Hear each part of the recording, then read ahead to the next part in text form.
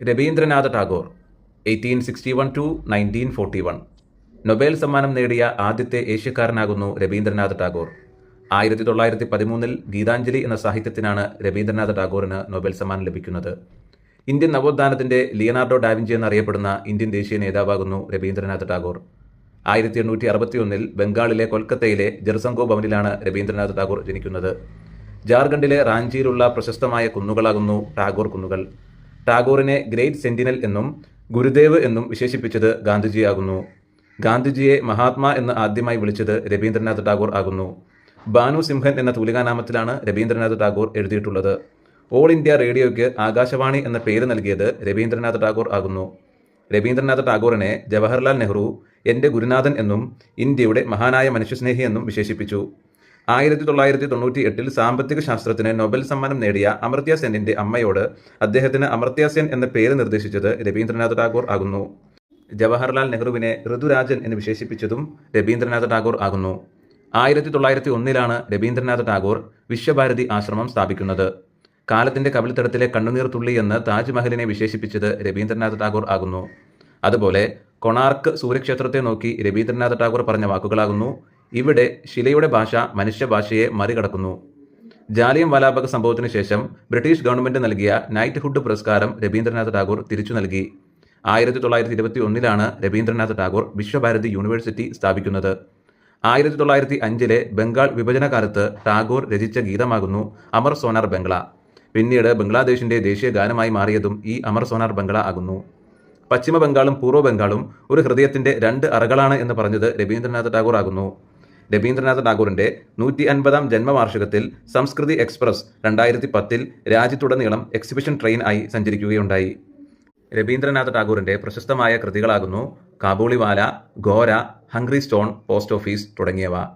1896 കൽക്കട്ട സമ്മേളനത്തിൽ വന്ദേമാതരം ആദ്യമായി ആലപിച്ചത് രവീന്ദ്രനാഥ ടാഗോർ ആകുന്നു. നമ്മുടെ ദേശീയ ഗാനത്തിന്റെ പേരാകുന്നു ജനഗണമന. നമ്മുടെ ദേശീയ ഗാനമായ ജനഗണമന എഴുതിയത് രവീന്ദ്രനാഥ ടാഗോർ ആകുന്നു. നമ്മുടെ ദേശീയ ഗാനമായ ജനഗണമന രവീന്ദ്രനാഥ ടാഗോർ ആദ്യമായി രചിക്കുന്നത് ബംഗാളി ഭാഷയിലാണ്. നമ്മുടെ ദേശീയ ഗാനത്തിൽ ആകെ 13 വരികളാണുള്ളത്. നമ്മുടെ ദേശീയ ഗാനം ചിട്ടപ്പെടുത്തിയിരിക്കുന്ന രാഗത്തിന്റെ പേരാകുന്നു ശങ്കരാഭരണം. ദേശീയ ഗാനത്തിന് സംഗീതം നൽകിയത് ക്യാപ്റ്റൻ രാം സിംഗ് ഠാക്കൂർ ആകുന്നു. നമ്മുടെ ദേശീയ ഗാനമായ ജനഗണമന ആദ്യമായി ആലപിക്കുന്നത് രവീന്ദ്രനാഥ ടാഗോറിന്റെ സഹോദരീ പുത്രിയായ സരളാദേവി ചൗധരി റാണിയാണ്. 1911 ഡിസംബർ 27 ബിഷൻ നാരായൺ ദർ അധ്യക്ഷത വഹിച്ച കൊൽക്കത്തയിലെ INC സമ്മേളനത്തിലാണ് ദേശീയഗാനം ആദ്യമായി രവീന്ദ്രനാഥ ടാഗോറിന്റെ സഹോദരീ പുത്രിയായ സരളാദേവി ചൗധരി റാണി ആലപിക്കുന്നത്. ദേശീയഗാനം ആദ്യമായി ആലപിക്കുന്നതും ബംഗാളി ഭാഷയിലായിരുന്നു. നമ്മുടെ ദേശീയ ഗാനമായ ജനഗണമനയെ ഹിന്ദിയിലേക്കും ഉറുദുവിലേക്കും ട്രാൻസ്ലേറ്റ് ചെയ്തത് ആബിദ് അലി ആകുന്നു. നമ്മുടെ ദേശീയ ഗാനത്തിന്റെ ഇംഗ്ലീഷ് വേർഷന്റെ പേരാകുന്നു മോർണിംഗ് സോങ് ഓഫ് ഇന്ത്യ. നമ്മുടെ ദേശീയ ഗാനത്തിന്റെ ഇംഗ്ലീഷ് വേർഷനായ മോർണിംഗ് സോങ് ഓഫ് ഇന്ത്യ തയ്യാറാക്കിയതും രവീന്ദ്രനാഥ ടാഗോർ തന്നെയാകുന്നു. ഈ ഒരു ഇംഗ്ലീഷ് വേർഷൻ തയ്യാറാക്കുവാനായിട്ട് രവീന്ദ്രനാഥ ടാഗോറിനെ സഹായിച്ച വ്യക്തിയുടെ പേരാകുന്നു മാർഗരറ്റ് കസിൻ. നമ്മുടെ ദേശീയ ഗാനത്തിന്റെ ഹിന്ദി വേർഷനാണ് കോൺസ്റ്റിറ്റ്യൂവന്റ് അസംബ്ലി ദേശീയ ഗാനമായി അംഗീകരിച്ചിരിക്കുന്നത്. അതായത് നമ്മുടെ ദേശീയ ഗാനത്തിന്റെ ഹിന്ദി വേർഷനാണ് ഇന്ത്യൻ കോൺസ്റ്റിറ്റ്യൂഷൻ ദേശീയ ഗാനമായി അംഗീകരിച്ചിരിക്കുന്നത്. നമ്മുടെ ദേശീയ ഗാനം ആലപിക്കുവാനായി എടുക്കേണ്ട സ്റ്റാൻഡേർഡ് ടൈം എന്നത് 52 സെക്കൻഡ് ആകുന്നു. നമ്മുടെ ദേശീയ ഗാനം ആലപിക്കാൻ എടുക്കേണ്ട ഷോർട്ടസ്റ്റ് ടൈം എന്നത് 20 സെക്കൻഡ് ആകുന്നു. നമ്മുടെ ദേശീയ ഗാനമായ ജനഗണമനയിൽ ജയ എന്ന വാക്ക് 10 തവണ റിപ്പീറ്റ് ചെയ്യുന്നുണ്ട്. അതുപോലെ നമ്മുടെ ദേശീയ ഗാനത്തിലുള്ളതും എന്നാൽ ഇന്ന് ഇന്ത്യയുടെ ഭാഗത്തല്ലാത്തതുമായ പ്രദേശത്തിന്റെ പേരാകുന്നു സിന്ധ്.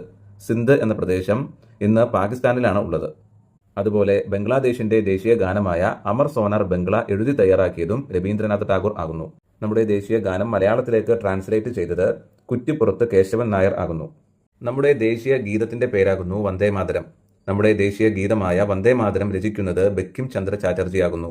വർഷം 1882. 1882 ബങ്കിം ചന്ദ്ര ചാറ്റർജിയാണ് നമ്മുടെ ദേശീയ ഗീതമായ വന്ദേമാതരം രചിക്കുന്നത്. ബംഗാളി ഭാഷയിലാണ് നമ്മുടെ ദേശീയ ഗീതമായ വന്ദേമാതരം ബങ്കിം ചന്ദ്ര ചാറ്റർജി രചിക്കുന്നത്. കൊൽക്കത്തയിലെ ബംഗാളിലെ അന്നത്തെ ബംഗാൾ ദർശൻ എന്ന മാഗസീനിൽ ആനന്ദമഠം എന്ന നോവലിലാണ് ആദ്യമായി ബംഗാളി ഭാഷയിൽ വന്ദേമാതരം അച്ചടിച്ചു വരുന്നത്. ഈ ആനന്ദമഠം എന്ന നോവലിന്റെ പ്രമേയം അന്ന് ബംഗാളിൽ നടന്ന സന്യാസി കലാപമായിരുന്നു. നമ്മുടെ ദേശീയ ഗീതമായ വന്ദേമാതരത്തിന് സംഗീതം നൽകിയിരിക്കുന്നത് ജാദുനാഥ് ഭട്ടാചാര്യ ആകുന്നു.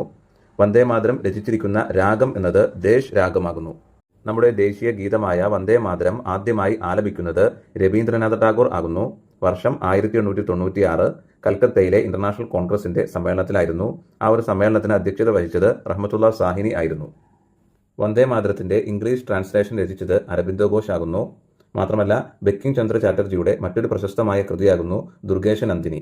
നമ്മുടെ ദേശീയ ഗാനമായ ജനഗണമനയും നമ്മുടെ ദേശീയ ഗീതമായ വന്ദേ മാതരവും ഇന്ത്യൻ കോൺസ്റ്റിറ്റ്യൂഷൻ അംഗീകരിക്കുന്ന ഡേറ്റ് എന്നത് 1950 ജനുവരി 24 1950 ജാനുവരി 24 നമ്മുടെ ദേശീയ ഗാനമായ ജനഗണമനയും നമ്മുടെ ദേശീയ ഗീതമായ വന്ദേ മാതരവും ഇന്ത്യൻ കോൺസ്റ്റിറ്റ്യൂഷൻ ദേശീയ ഗാനവും ദേശീയ ഗീതവുമായിട്ട് അംഗീകരിക്കുന്നത്. 2 ഫാക്ടുകൾ പറയാൻ വിട്ടുപോയി, അതുകൂടി പറയാം. അതായത് നമ്മുടെ ദേശീയ ഗാനമായ ജനഗണമനയുടെ പഴയ പേരാകുന്നു ഭാരത് വിധാത.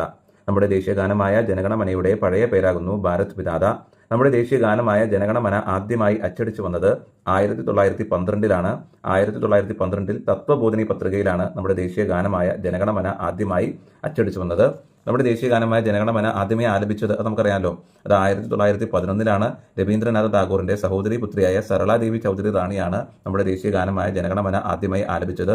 1911 ബിഷൻ നാരായൺ ദർ അധ്യക്ഷത വഹിച്ച INCയുടെ കൊൽക്കത്ത സമ്മേളനത്തിൽ വെച്ച് രവീന്ദ്രനാഥ ടാഗോറിന്റെ നീസ് എന്ന് പറയുമ്പോൾ സഹോദരി പുത്രിയായ സരളാദേവി ചൗധരി റാണിയാണ്. വർഷം ഡിസംബർ 27 1911 ആകുന്നു. എന്നാൽ ദേശീയ ഗീതമായ വന്ദേ മാതരം ആദ്യമായി ആലപിക്കുന്നത് രവീന്ദ്രനാഥ ടാഗോർ ആകുന്നു. വർഷം 1896 അതും INCയിലെ കൽക്കട്ട സമ്മേളനത്തിലാണ്. ആ സമയത്ത് INCയുടെ കൽക്കട്ട സമ്മേളനത്തിന് അധ്യക്ഷത വഹിച്ചത് റഹ്മത്തുള്ള സാഹിനി ആയിരുന്നു. അപ്പോൾ വന്ദേ മാതരം ആദ്യമായി ആലപിച്ചത് രവീന്ദ്രനാഥ ടാഗോർ ആകുന്നു. വർഷം 1896. എന്നാൽ ദേശീയ ഗാനമായ ജനഗണമന ആദ്യമായി ആലപിക്കുന്നത് സരളാദേവി ചൗധരി റാണിയാണ്. വർഷം 1911.